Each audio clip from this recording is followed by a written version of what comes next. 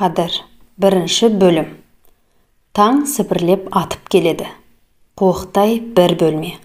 Шкаф, шағын кереует, шай ішетін үстел бір бөлмеге ұқыпсыз орналасқан.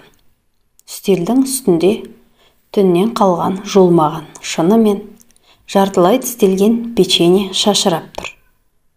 Ескі кереуеттің жанында бір жағына ноутбук, екінші жағына қағаздар шашылған бойжеткен шалқасынан жатыр. Кереуетке жиналған төсектің мұрты бұзылмаған.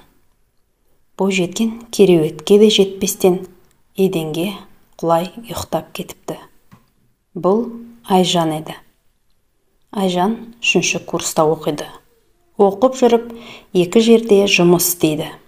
Сосын да өзге студенттер сияқты жатақханада тұрмайды. Өзі бөлек пәтер жалдайды. Ескі бөлмені жан тыныштығы үшін алған. Жатақхана іші үнемі у-шу. Ескі болса да тыныштығы бар бөлмені жалға алғаны сондықтан. Айжан жалғыз тұрады. Басында түн ішінде елегізетін.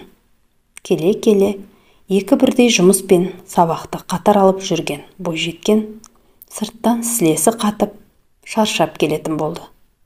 Сабақтан келген соң даяшы болып, сағатына жұмыс істеп келеді. Әр шыққан сайын алатыны 2000 теңге. Пәтерге таңға жуық келеді. Ұйықтамастан аударма жасап, нәпақа табады. Күніне әрқалай, кейде 4 сағат, кейде 3 сағат қана ұйықтайды. Көзін тырнап ашып, ұйқылы ояу күйінде сүйретіліп сабағына кетеді. Әке-шешесі ақшадан тарығып отырған соң да ешкімге салмақ салмай, өз күнін өзі көргісі келеді. Артынан ерген 7 бауырына қамқор әпке болуға талпынады. Айжан қолына ақша тисе, жартысынан көбін үйіне жібереді.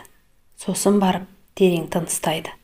Кейде тәтті тамақ жеп отырып, үйім не жеп отыр деген ой келгенде, дәмді асы тамағынан ары өтпейді.